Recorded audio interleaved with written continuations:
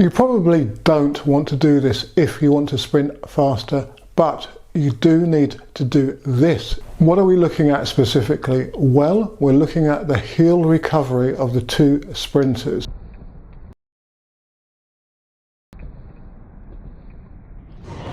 Sprinting faster is all about imparting force into the tracks and converting that into horizontal velocity.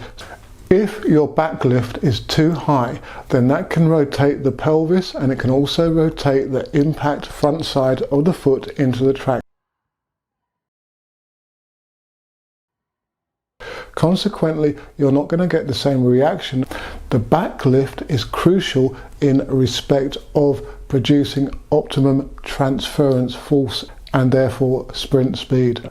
You'll see that his heel comes up very close to his backside as he pulls it through to the front. However, with Sam, there's a lower back lift. When you look at Sam's running, you can see that the heel does not come up that high or as high as Ben's behind the hip. It travels across, and therefore it can advance quicker, and that hip speed produces more hammer blow force into the track surface. That also enables the hip to move forwards more in front of the pelvis front side.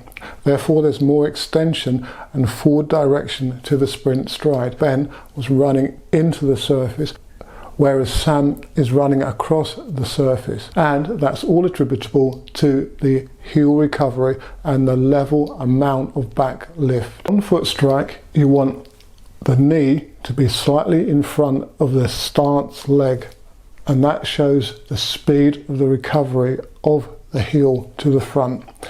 If that's not in the optimum place, then you're not going to maximize your transference from step to step and utilize the power that you have. Also, you're going to have more compression in all likelihood on the strike phase, and therefore a slower ground contact. It's physically very difficult to control backlift when you're sprinting. However, when we identified this issue with Ben in this particular training session, I actually got him to try to run with a lower heel recovery once he understood what he was doing and what he had to do. And he actually did improve the backlift so that it got him more front side in terms of exit position and thigh extension.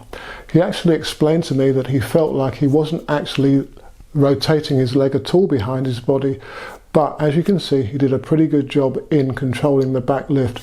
It's because the body gets programmed to a certain way of moving, and it thinks that it's moving a particular way when it's actually not. So he's got to reprogram his sprinting technique in order to create a new picture, a new pattern in his body, or in his mind more specifically.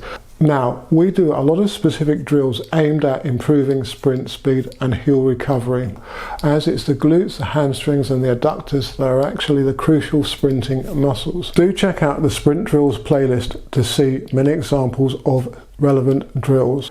In future sprint focused videos, I'll be looking at arm action and ground contact and foot position.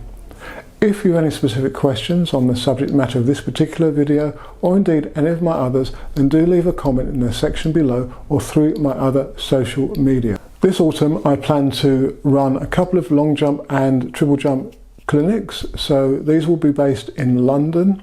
Look out for details of them through my social media. And do consider becoming a channel supporter. For just $1.99 a month, £1.99 a month, you can do just that.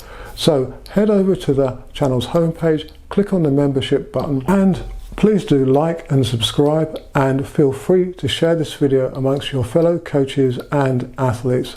Look out for some videos on how to go about planning your training for the autumn. And if you're looking for a really fast training shoe that thinks it's a spike, then check out the Antiques Muscle Runners. They've got a carbon fiber plate which propels you forward, springs you out of the contact and adds to the velocity. They've also got TPU foam specifically placed in order to assist with toe off and encouraging a forefoot sprinting motion.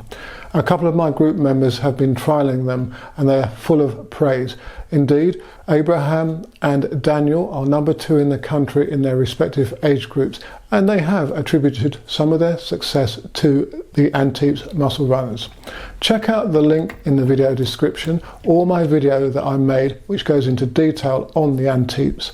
You can also get a 10% discount from the link in the video description. If you like the Jumps Squad merchandise that I often wear in these videos, then do check out the spring store. You'll see the products available underneath this video, for example, and I've launched a new backpack rucksack with the Jump Squad logo on it, so do check that out.